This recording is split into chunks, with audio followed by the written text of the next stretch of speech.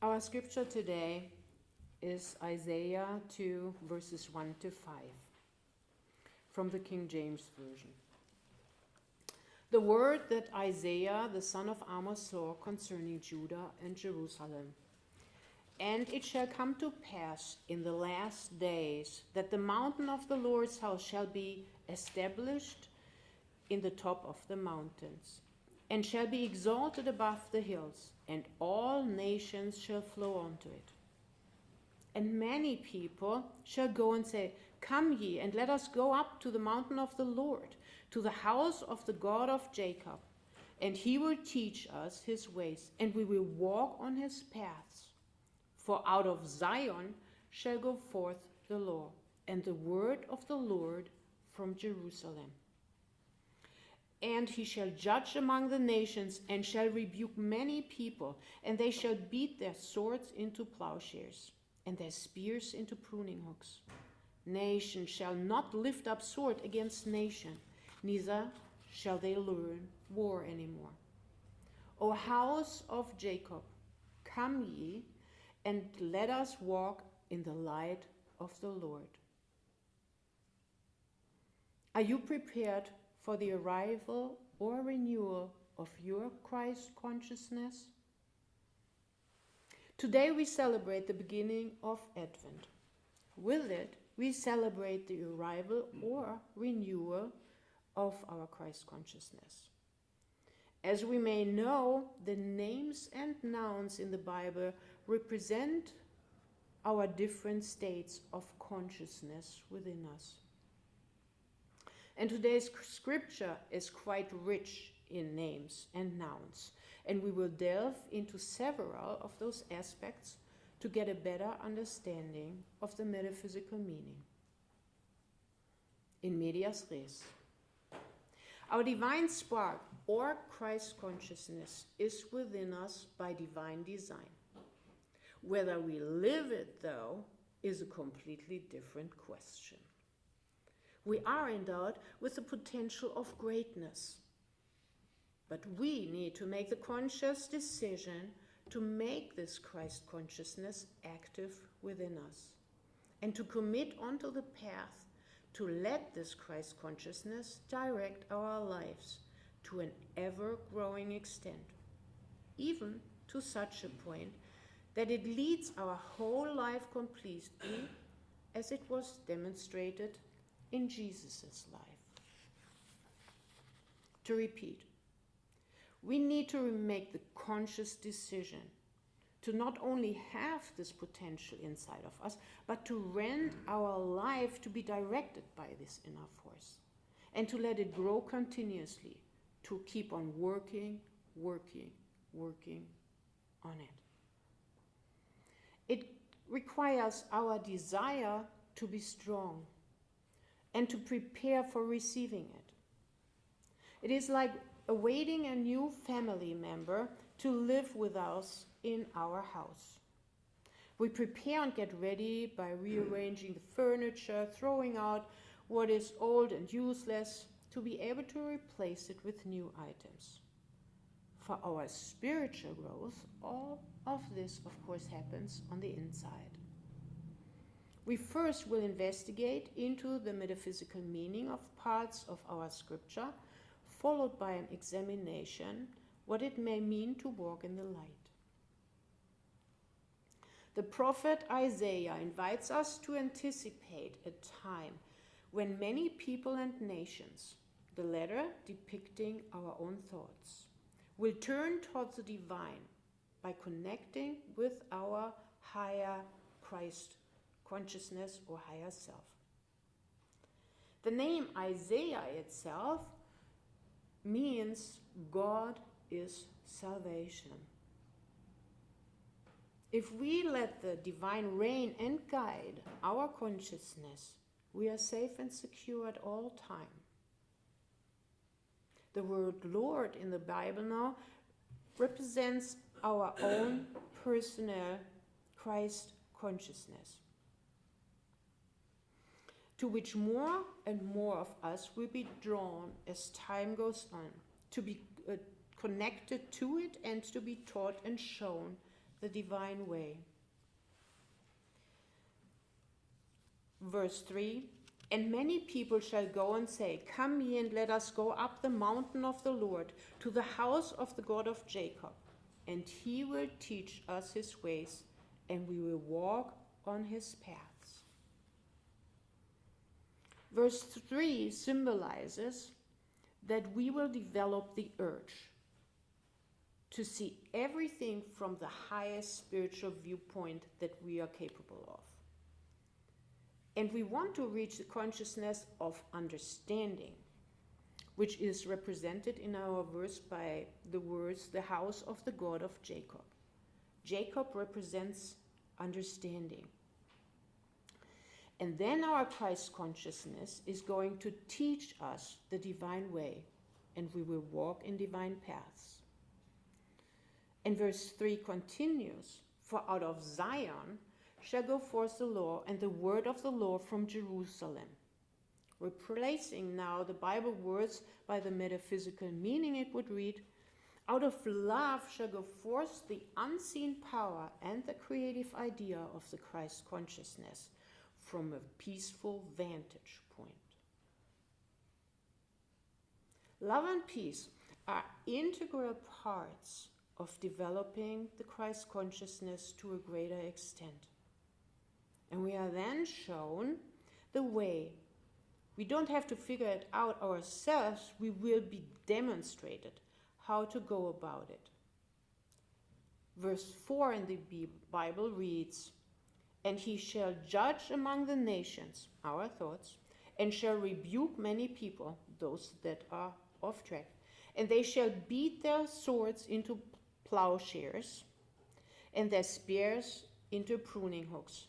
Nation shall not lift up sword against nation, neither shall they learn war anymore. This tells us that ultimately our Christ consciousness is judging all our thoughts, the nation, and throw those out that are not in divine alignment, rebuke many people, and the hurtful words will be changed into constructive words, the plowshares, and spears into pruning hooks, which explains the change from thoughts of cruelty into helpful thoughts.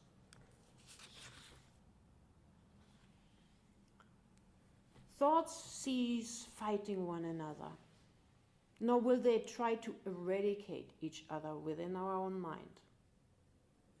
Now, doesn't that sound like a pleasant and peaceful state?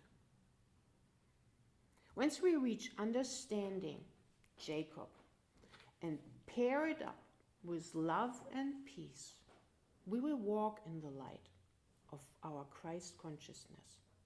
We will be living harmoniously within and without and become the light bearers and be at peace. Let us now think about a bit more about walking in the light.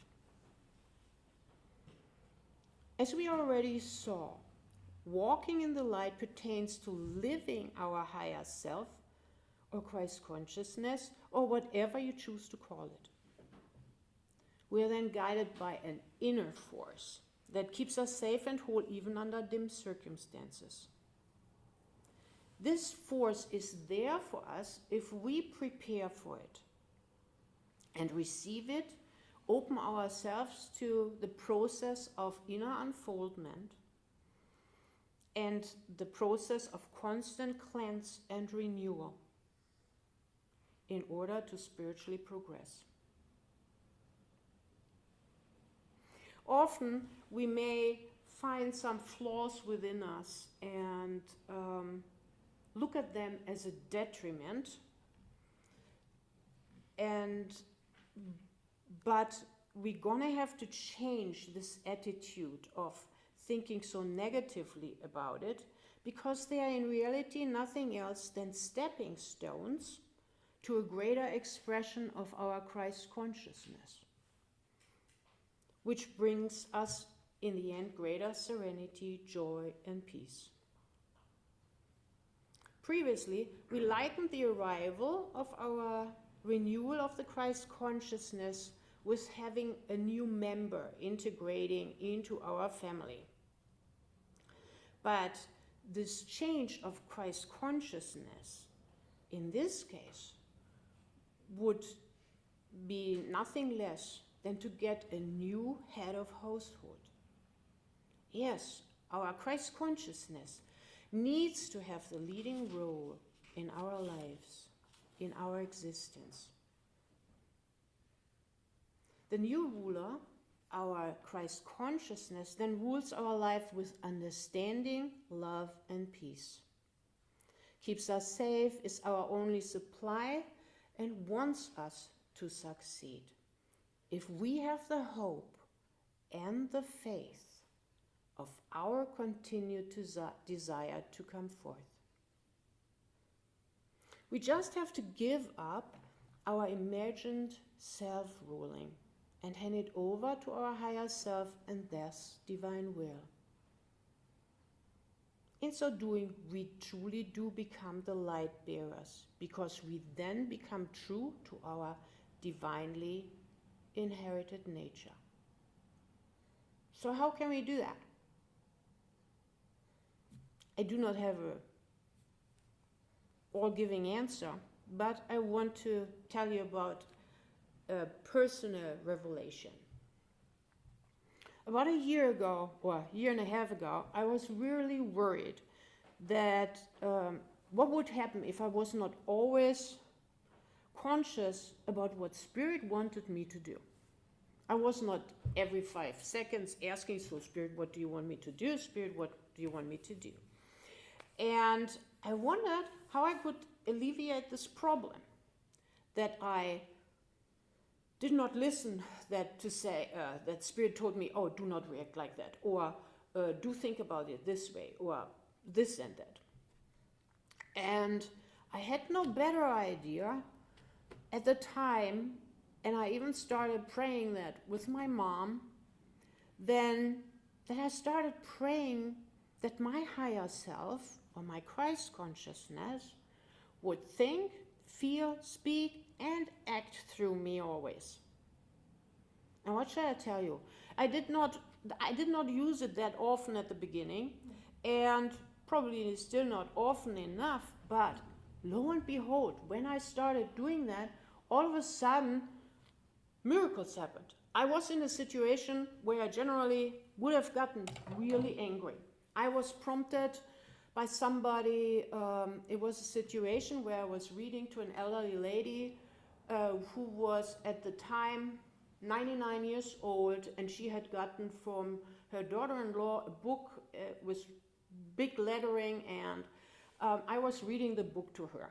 And a neighbor came by and sort of like wanted to tell me that it was stupid to read to a much deaf person a book. But I had discovered that, for one, she really enjoyed that I put out the effort, that I was doing it out of love for her, just to do something nice for her.